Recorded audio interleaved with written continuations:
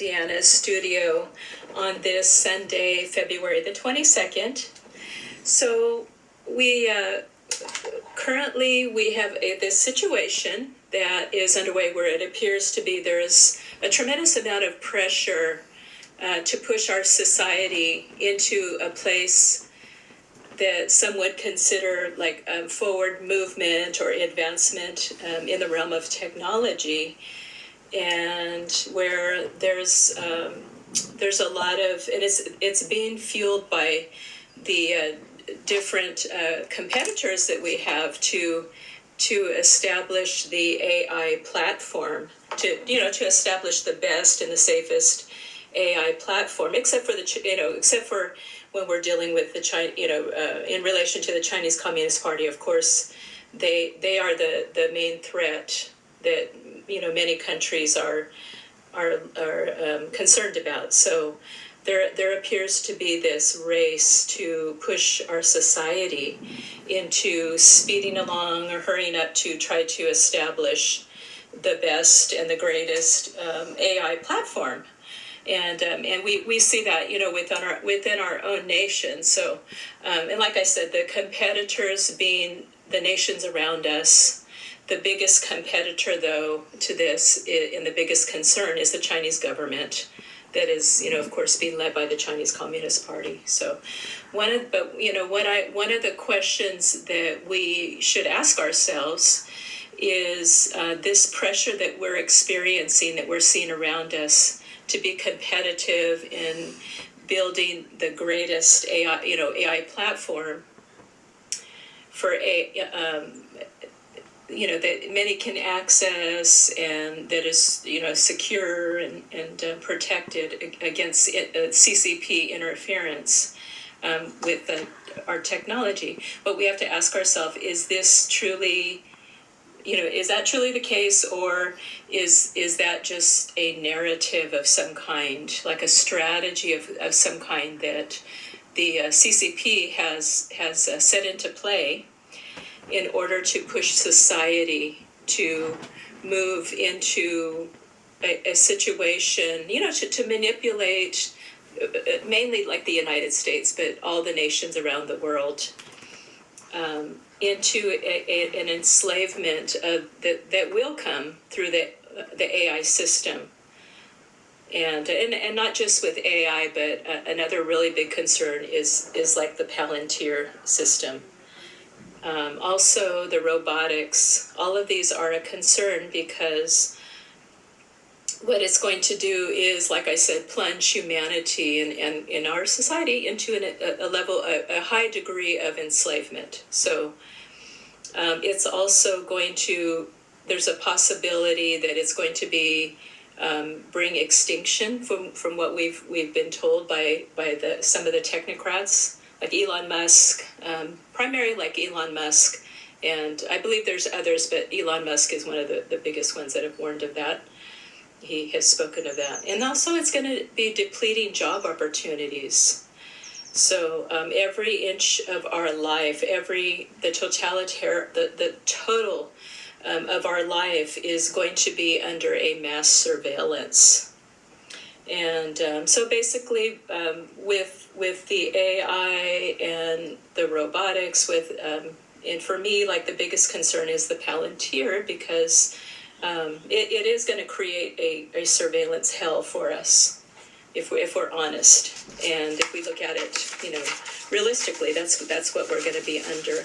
And to me, the biggest concern is the Palantir, because of what we have already experienced, of some within our government that have carried out a high level of corruption and totalitarian abuse and enslavement, and wanting to, just censoring us. And in many ways, we saw a lot of it during the pandemic. And so the Palantir, once that has been fully implemented within our government, then whoever's coming next into the White House, we're hoping that it'll be a conservative party, but if it's not, then we're going to be in a world of trouble, because with the Palantir, it's going to be a whole lot easier for them to manipulate our lives, to frame us. I mean, look what Trump went through.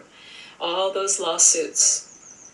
I mean, when the first time around, when he came into the White House on his first term, look at all the, they tried to impeach him. Look at all the lawsuits that he was hit with. And not just him. We saw Steve Bannon and Peter Navarro jailed. Look at Tina Peters. I mean, all we have to do is look at what has already happened without the Palantir.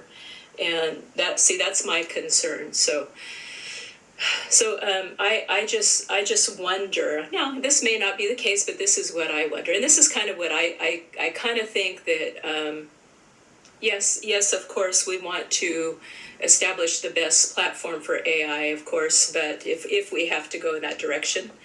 But I also wonder if there's also something else that is at play, which is this just a strategy? Is this just a narrative that is being pushed by the Chinese Communist Party, by the technocrats, by the globalists, in order to bring a mass enslavement of humanity, to get their hands in, controlling every element, every inch of our lives? So it's just something to think about, is what I would say, and because ultimately, it's something we got to take into consideration, something we got to think about. This is not something that we should be rushing into. We need to think about different angles of this whole, all these different dynamics, different angles of this situation, and how it is going to affect our nation and the American people and our freedoms in relation to our Constitution, that it will be violating on a very high scale. So, because ultimately all three of the entities on a foundational level are operating out of a spirit of tyranny. What I'm referring to is, like the CCP, the globalists, the technocrats. You see a spirit of tyranny at work. And and this is actually what I'm going to be focusing in on for today's show, is this element of the spirit of tyranny that is at work in all of this, and all of these entities and others. So we are being confronted not only with just the threat of tyranny coming from those three entities, but now we have many groups actually that are operating in the spirit of tyranny. The more recent biggest threat is the threat of Islam. Okay, and then we can look back with all the stuff that happened with the Antifa group, the Black Lives Matter. That's all an operation of a spirit of tyranny, and they used a lot of chaos and destruction, destroying businesses, breaking windows, burning places down, things like that. That's operating out of a spirit of tyranny. And so, but unfortunately, it's interesting to see that suddenly, just suddenly, we have that coming at us at all different angles. There's all these groups that are rising up, carrying out and operating out of that spirit of tyranny and chaos and destruction. And the unfortunate part is that they are trying to force their wills upon us. They're not going about it like, well, let's take a vote, and not in all cases. They're trying to force these things upon us. So, and it's coming at us at all different angles, from all these different groups, all these different entities, in a way that is very harsh, in a very harsh manner. So that in itself shows us the source of what they are operating out of. And we see that when God's Spirit is something that is good, and it's operating out of the goodness of God, the Spirit of God, is like where it's God's leading, then God's Holy Spirit, He leads us, He prompts us, He he directs us. Many years ago in the church, you would hear people say of God's Holy Spirit when they were trying to bring a distinction between things that are from the Spirit of God versus the kingdom of darkness, the way Satan and his demons operate. What they would say is, and they were talking about things like condemnation, when you're battling, like a spirit of condemnation, it's coming from Satan and his demons and, demonic forces. And then what they would share is, God's Spirit, the Holy Spirit, he doesn't force himself upon us. He leads us, he prompts us. He'll bring conviction upon us when we're like in sin. But he never forces us. He doesn't manipulate, enforce, and try to harm God's people or anybody.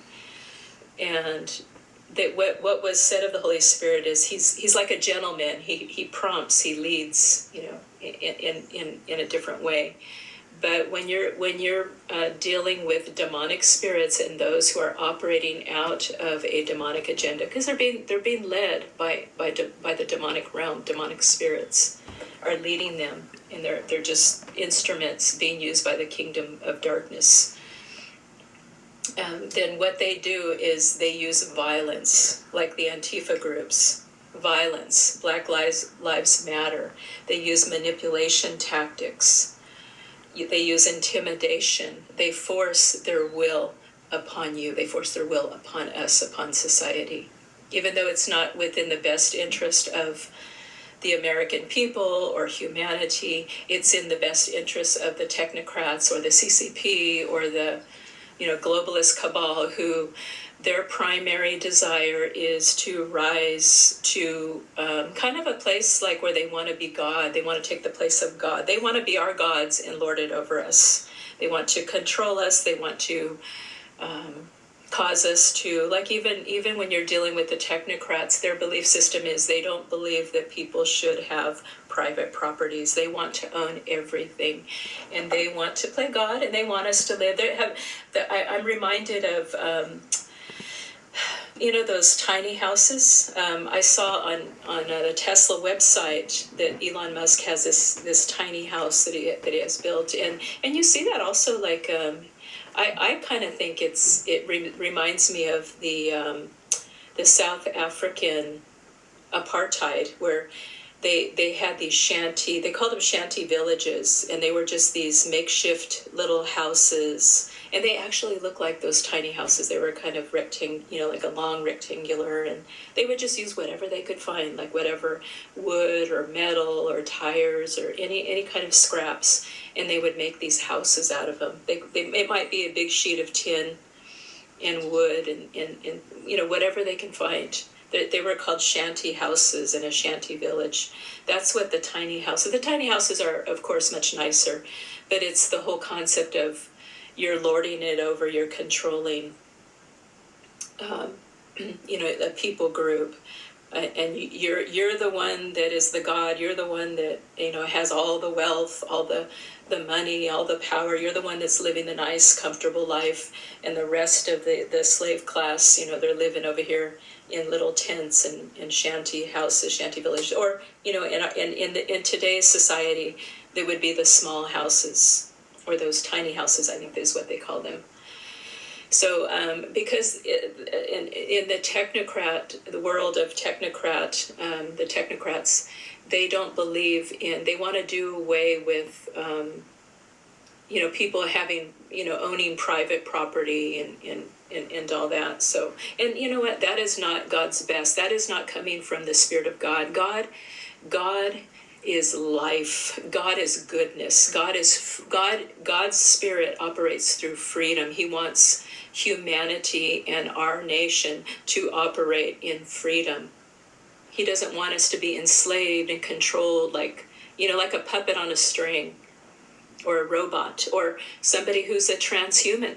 Because if you become transhuman, then your mind is being controlled. Your body, your whole system in your body is under the control of who? The technocrats. Okay? So let's get down to the nuts and bolts of all of this here. So anyways, these demonic agendas, they force it upon you. And at times they use violence, they use manipulation tactics, they use intimidation, and they force their will upon you. And it's all at our expense. It will be all at our expense. They will be the one profiting as usual, and we will be the one not having, there won't be any jobs for us. The robots will be taking our place at workplaces. We're going to be eating out of the palms of government, and God forbid you should have a conservative view or a Christian view that you ascribe to and you promote, because then they could cut off your money supply, and there's not going to be any food or money for you. And there's many of us who have a different belief system than what they have, right? So all of this is after the nature of Satan and his demons, and we need to remember that, because you know what, it's the truth, and we need to speak out against all of this. So, and when you are a person who regularly reads the Bible, you study the Bible, what you will learn is you'll be able to see the distinction between the two. You'll be able to see very clearly the way God operates in his kingdom, what his best is for you, for those of us who are his children, those of us who are Christians, what his best, and not just for us, but for humanity, because we are his creation, and he loves every one of us. He loves you who are listening to me. He loves you, and he wants the best for you. And God's spirit operates in freedom, it operates in peace, it operates in joy. And Satan's kingdom operates in the very opposite of that.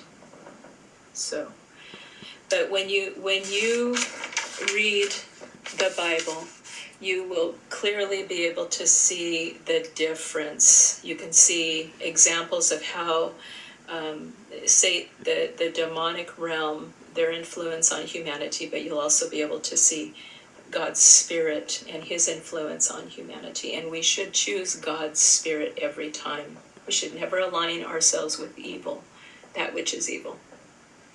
Okay, and sometimes it's a good idea to look at how organizations and movements have been established.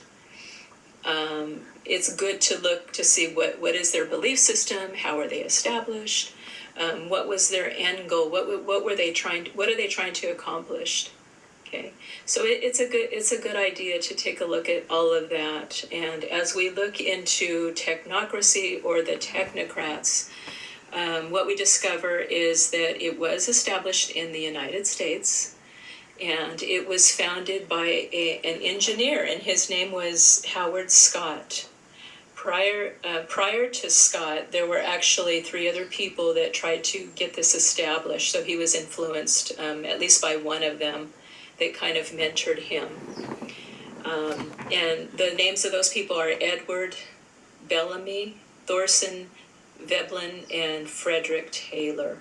Now, Veblen mentored Scott in this movement, and but also over in Canada, Elon Musk's grandfather, his name was Joshua Haldeman. As he was living in Canada, he was behind establishing the technocratic movement in Canada. So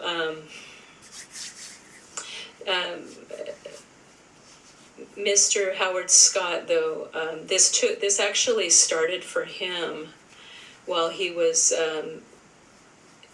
It began in a study group out of Columbia University, and the study group, one of the names was Technical Alliance. That was it, and it is said that Scott did not want to reform capitalism, but he wanted to entirely replace it, with their technocratic belief system.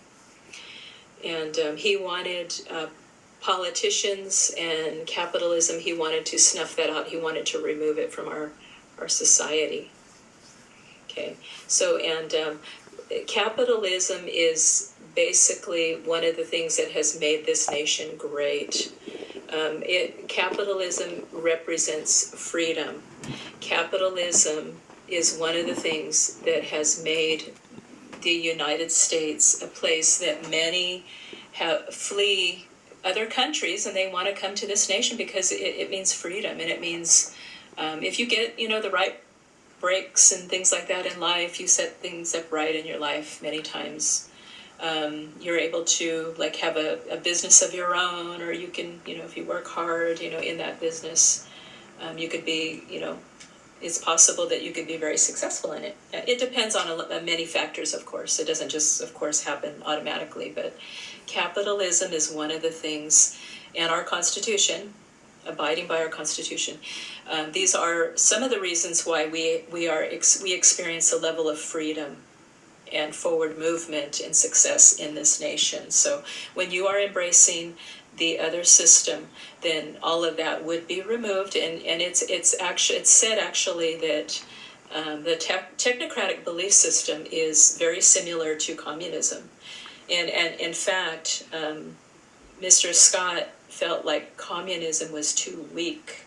He wanted something stricter and stronger. So that's why we can see that it will equal enslavement in humanity at a very high level. Okay.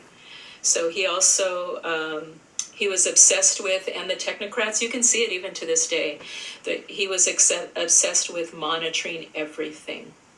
And that's what the Palantir program is all about. It's going to be identifying people and monitoring everything that we do. Even when you're on the road, nothing will be, you will have no sense of freedom, no sense of privacy.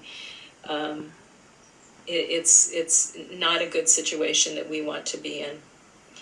And from the technocrats come their desire to implement monitoring the carbon footprint. And back in Scott's day, they were focusing in on energy performance certificates.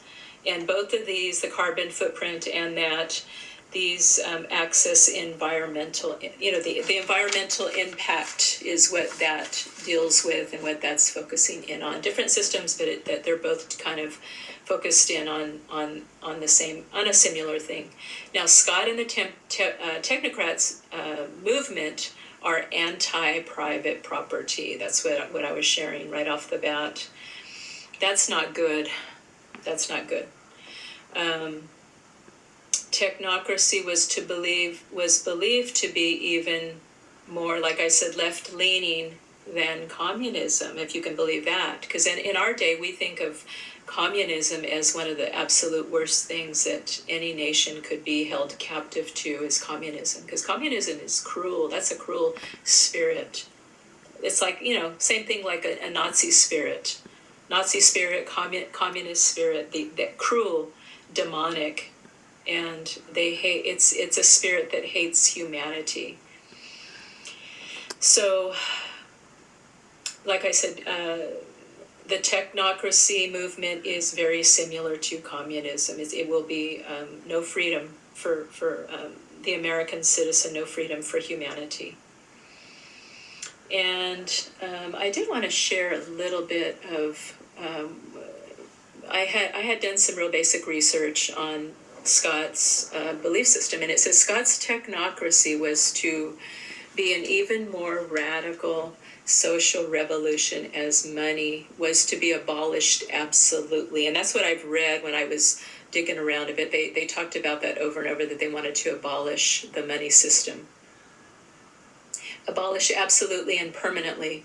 His society was to be one based solely on the power of technology and science, whose will was to be exercised by experts. And in this situation, let's see, I believe they wanted it to be run and controlled by Soviet experts, is what I believe they said. It wasn't from our nation, it was somebody else from another country, and I believe they said from Soviet experts. The general populace would live their lives in fulfillment, in honest, energy spending labor, okay? and in material abundance. His was a world calculated, planned, free of capitalistic spontaneity, a society run by a Soviet, see, here it is right here, by a Soviet professionals and engineers who would engineer a perfect world, infinitely superior to the world created originally by selfish, this is what they thought, selfish, profit-motivated, free individuals. Okay, and then it concludes with this: the technocracy movement was founded by two men obsessed with monitoring and recording statistics, calculation, and planning. Scott and Herbert were utopians that wanted to make the world better. The goal was a perfect world, but in their perfect world, there was no space for freedom, individuality, or opportunity to develop a unique self. See, that individuality, it would be completely removed. And God created all of us to be individuals. He created us individually. There's no person like you. There's not another person exactly like you, with your gifts, with your talents, with your... God created us to be individuals. He likes it like that. He likes our individuality. He likes our creativity that he has placed within us. He likes us to be uniquely us. And he has plans and purposes for each one of our lives that he wants to fulfill by us individually. Now this system over here, the technocratic movement, that snuffs that out. See, it wants to undo what God has established, God's very best for humanity. Okay, so for utopia, freedom must be eliminated, and all choices are made by experts. Haven't we heard that before during the COVID pandemic? We've heard that before, haven't we? What kind of utopia is that? Okay, so now, what something else that I wanted to share, because I was looking into this, and I noticed that this came out of Columbia University. He was a student at Columbia University. He was part of a study group, and this movement here, it came out of Columbia University, a study group at Columbia University. So I started to think about it because I had heard, it's been a while, but I had heard Columbia University, that there was this influence that has come out of Columbia that's active in Columbia University. And I wasn't sure if it was like the Illuminati or the Freemasons, but it was that Luciferian, satanic cult, that there was this influence. So I did a little bit of digging around, and I wanted to share a little bit about what I had found out.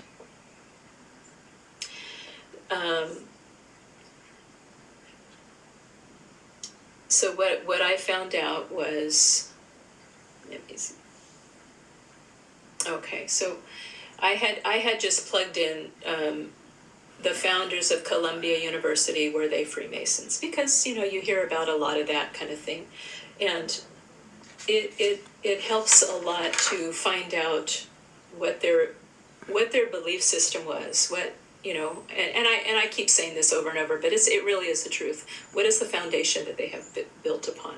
What is the belief system? What is their end goal?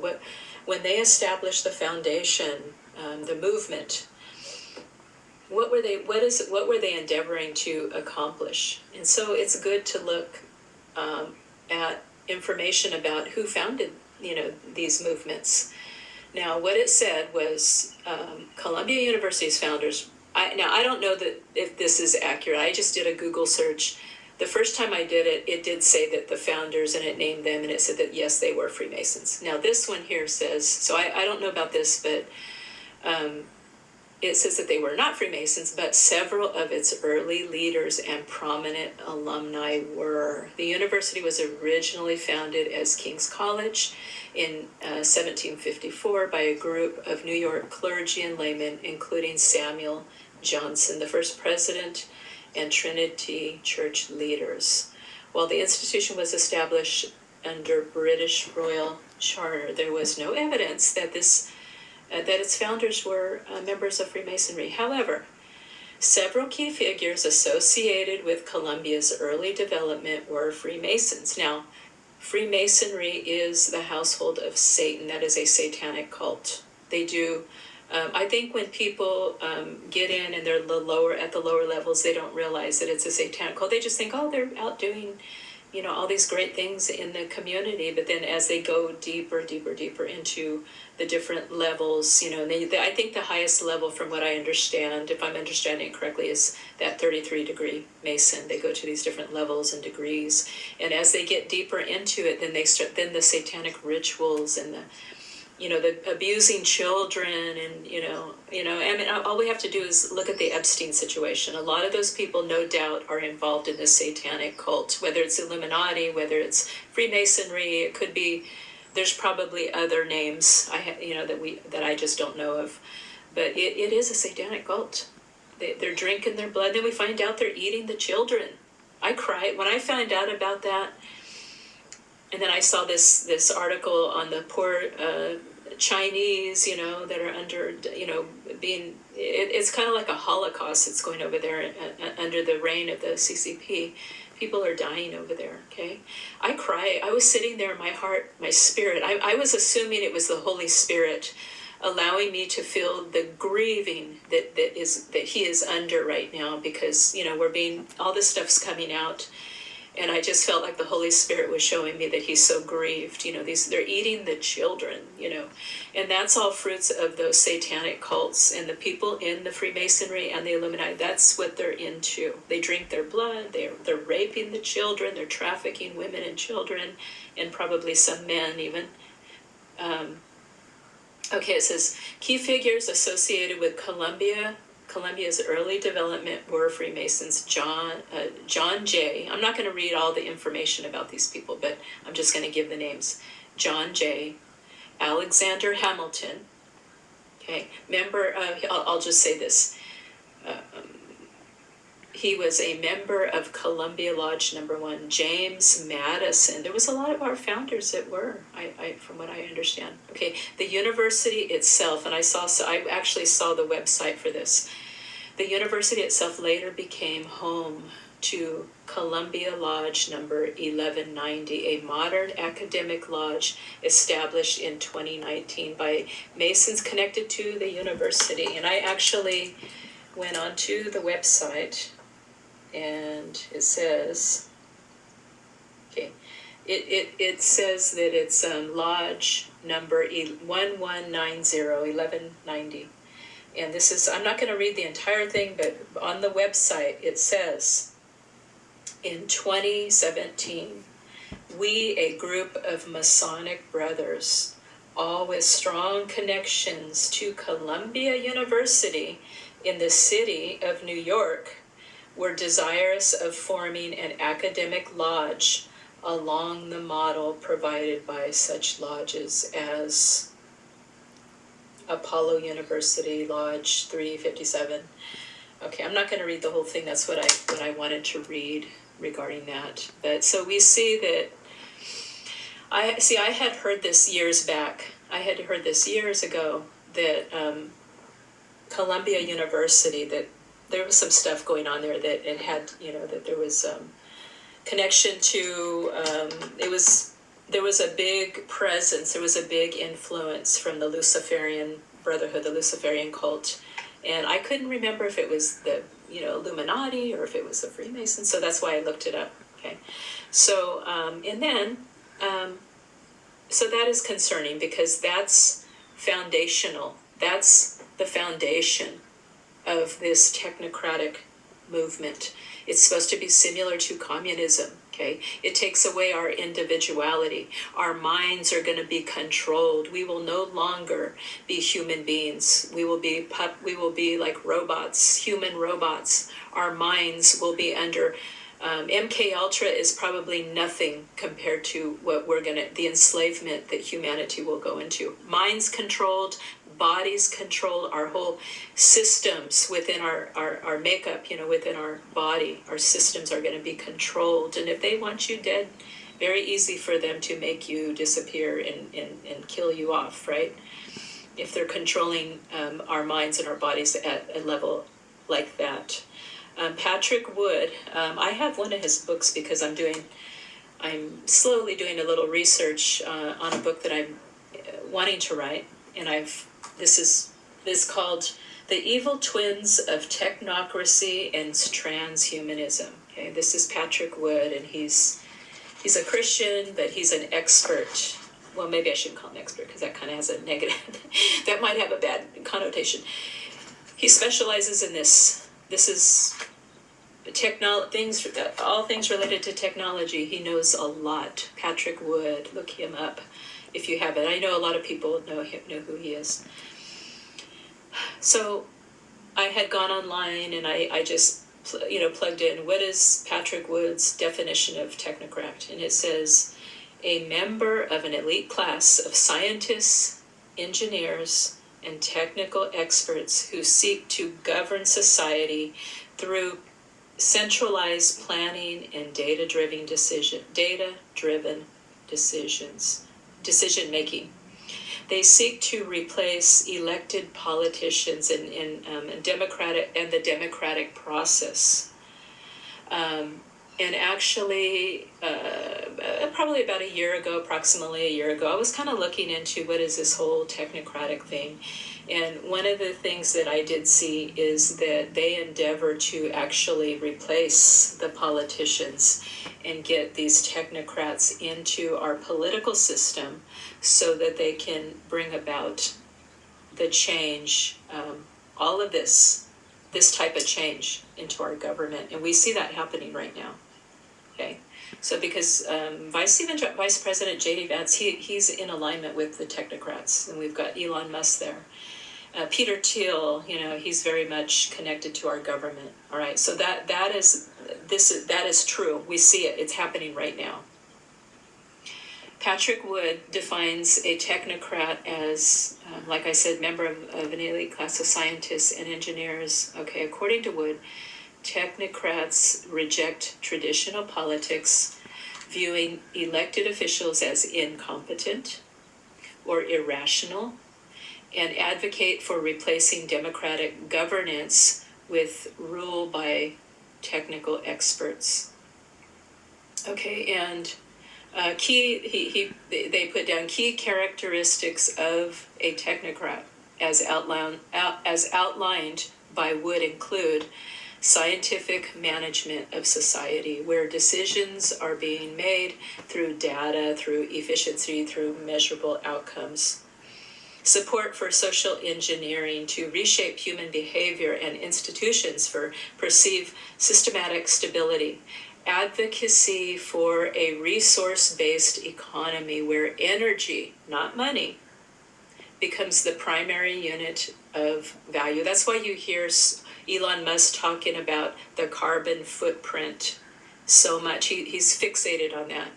They're fixated on monitoring things, on the carbon footprint. They want universal basic income, and the reason why they want that is because that's going to put them. That's leverage for them to play God. See, and Lucifer. They are modeling this type of belief system after Lucifer. Lucifer wanted to take the place of God, and because of his pride and his arrogance, he was kicked out of heaven. He fell like lightning to the ground. They are following the pattern of Lucifer, who wanted to take God's place. They actually think of themselves as God. Okay, promotion of global governance structures. Okay, globalism, right? We see that. That is one of our biggest threats besides the Chinese Communist Party and now Islam, such as Agenda 21, the Sustainable Development Goals and New Urban Agenda. And those, what do they call those? What do they call those? I'm forgetting about the name. Those what are they called? Super cities or something like that? Those cities where they're supposed to be all controlled by technology. Okay. Alignment with institutions like the Trilateral Commission, the United Nations, major tech corporations, which Wood sees as vehicles for implementing technocratic control. Wood emphasizes the modern technocrats, including figures like Jeff Bezos, I'm sorry, couldn't remember how to say his name, Jeff Bezos, Elon Musk, Ray Kurzweil, and Bill Gates, are not necessarily Marxists, but are driven by a vision of scientific dictatorship. Dictatorship being the key word. Apartheid. Elon Musk, Peter Thiel, they are sons of the apartheid. Now, maybe they weren't involved in that, but they are from South Africa. They have that spirit that they're operating through. And I believe what I read about this Mr. Howard Scott is he was all into the apartheid. He liked that concept. He liked that model. He liked that. It's like communism, okay? So that's what these people are into. They would never admit that, but it's the truth. Okay. It says they're into scientific dictatorship that prioritizes technical efficiency over individual liberty. Liberty is gone once you implement this type of technocratic. I refer to it as a technocratic fantasy, sci-fi fantasy, and they want to pull us in on it at our expense, and to make them gods, to make them lords over us and all humanity, to make them filthy rich as we are living in kind of like shanty villages, those little tiny houses. Nobody's gonna, there's the concept of private, a person being having private property and all that, that's gonna be gone. They're gonna take over our land. Okay, individual liberty, property rights, and democratic consent. He warns that this system, disguised as sustainable or progress, poses a clear and present danger to freedom and sovereignty. I'm going to close with this. I have started a book club, and I'm focusing in on, it's called IBM and the Holocaust. And all this stuff that we've seen play out right now with all this artificial intelligence, with Palantir, and even remember the health passports.